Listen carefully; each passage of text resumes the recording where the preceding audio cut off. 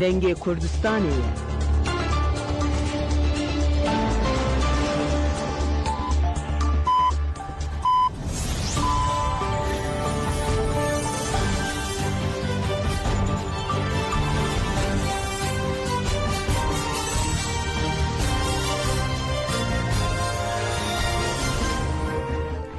Cenab-ı Uçan Radyo Denge gelden başkodarın heja İru yazdığı Haziran 2025 çarşamba Brüksel saat ne lamedede hemen uçaya serisi bir peşkeş biken demdem azadi haber apoya.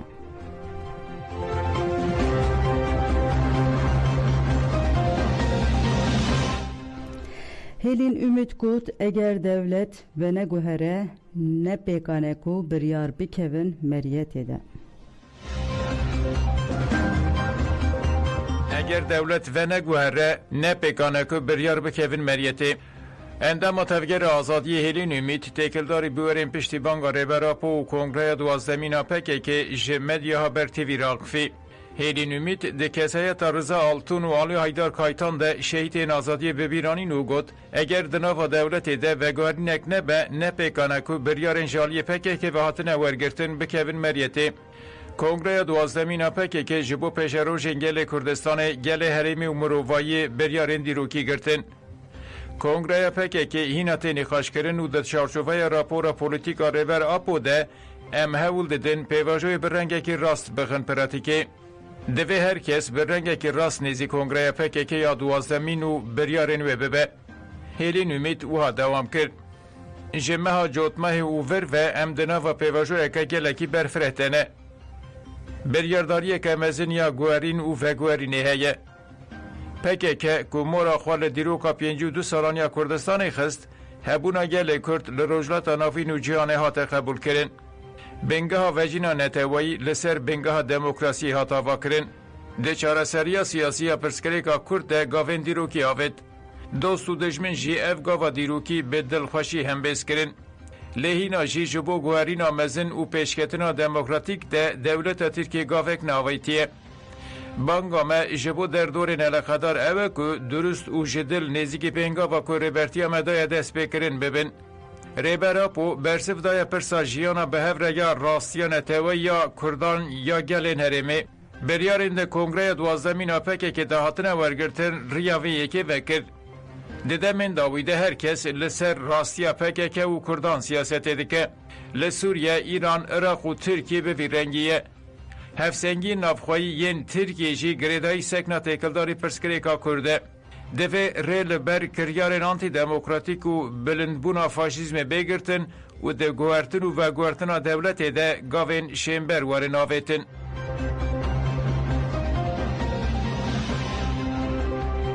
Akademisyen Mısırı Muhammed Rıfat El-İmam peşkili da banga dîrokiya rêberapo.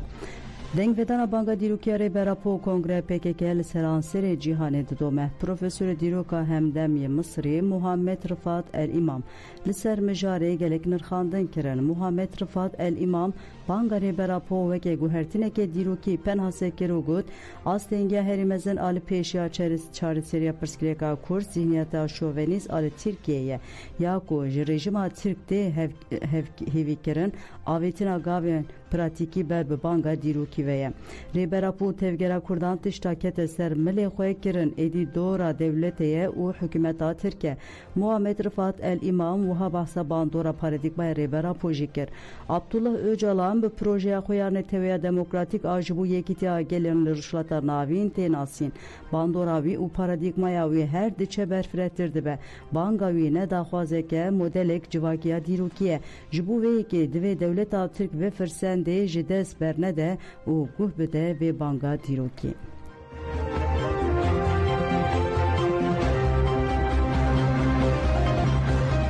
Hüseyin Arasan Süleymaniye hatbîranên endamê Komeliya Karkerên Mezopotamyayê Hüseyin Arasan dê Hezîrana 2023 li Süleymaniye de êrişa rêxistina îstixbarata Tirka Mîtiyê de şehîd bûbû. Du jî Hüseyin Arasan li cihê lê hatiye şehîd kirin bi merasimeke hatbîranîn.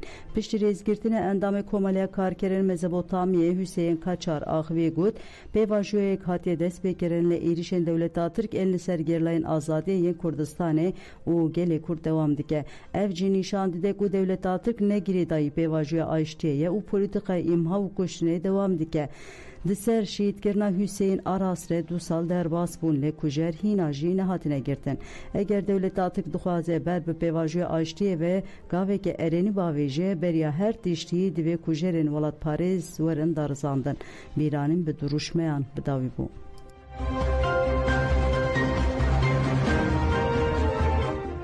شانده که پارلمنت اروپای سردان با کروشات سوریه کرشانده که پارلمنت اروپای پاریزوان و اندامن ریخسنا پاریزرین سینور نناس a nehukûmî ya Fransayê serdana daireyê têkiliyên derveyê rêveberiya xwe sêr kir. Hevseroka daîreyê İlham Ehmed û endama desteya rêvebera daîreyê Xalid İbrahim şande pêşwazî kir. Di civînê de mijarên mirovî, hukûqî, derfeta hevkariyê diwan waran de û avakirina jiyanan di mijarên adalet û mafê mirovan de hatin gotûbêjkirin. Lafirne çeteyan işkence li malbateke kirin û mala wan talan kirin. Çeteyên Dewleta Tirka dagirker li gundê Bîbaka ya Efrînê dagirkerî hevjînên hev işkence kirin. Li gûr nûçeya Anhayê çeteyan bi ser mala welatî Fayiq Hebeş de girtin. Hevjina Fayiq Emine İsa hewl dida hevjina xwe ji dest çeteyan xilas bike çeteyan işkence li wê jî kirin. Hat ragihandin ku rewşa Emine İsa nebaşe û dest û lingên wê hatiye jêkirin û girêdayîn. Fayiq û hevjina xwe nêzî saleke ji Helebê vegeriyane gundê xwe. Piştî vegerê çeteyan gefên şantêjkirinê lê xwaribûn.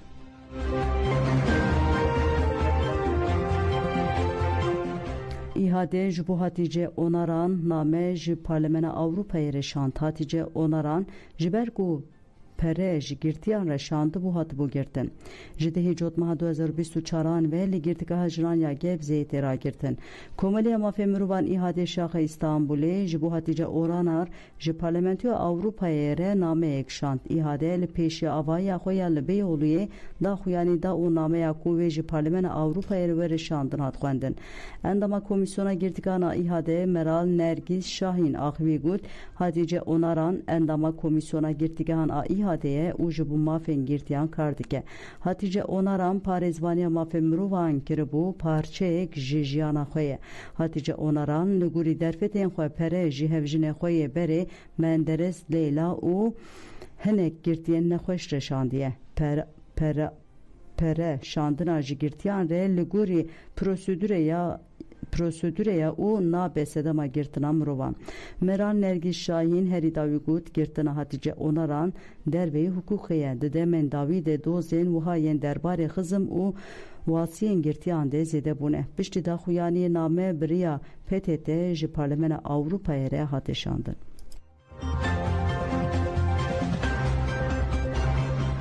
Ji AYM biryara bin pêkirine dadgeha Destura Bingeniya Tirkiye AYM biryara xwe ya têkildarî serlêdana 11 girtiyên li girtîgehên cuda tên girtin eşkere kir. AYM destnîşan kir ku 11 girtiyên bi nameyên ser li dadgehê dane û mafê wan hatine desteserkirin. Dadgeha AYM serlêdanên girtiyan di çarçoveya xala 22 ya Destura Bingehê de nirxandiye. Di encama nirxandinê de şandeya dadgehê gihîşte wê qenehatê ku mafên girtiyan hatine bin pêkirin. Di civakên demokratîk de hewcehî bi müdaxeleyê hatiye kirin nîne. Desteserkirina nameyan ji di nav de di vê sedemên bin pêkina mafan ji holê werin rakirin.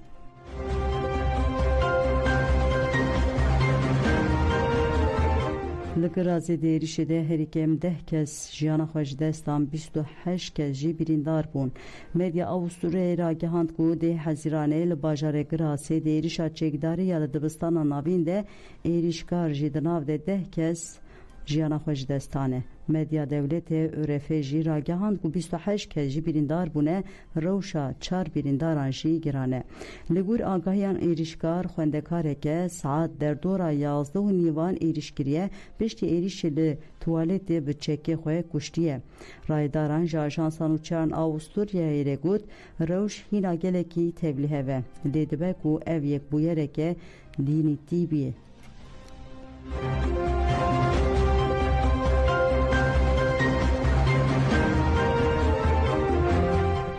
Hükümet Almanya ile dijî qedexekirina AfD derket. Ofîsa parastina destûrê Almanyayê AfD Partiya Alternatîv ji bo Almanyayê AfD weke rastgirên tund penase kiribû.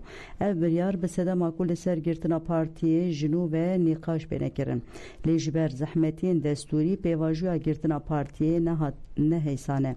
Wezîrê Karê Hundirê Almanyayê Alexander Dobrindt jî diyar kir ku sedemên têrker tunene ku pêvajiyên qanûnî dest pê bike.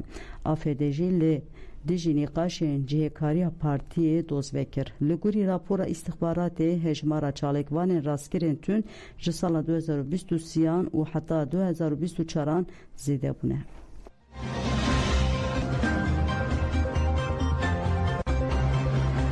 Belê guzaran jemerî çên serê sibê pêşkêş kirin ana xatir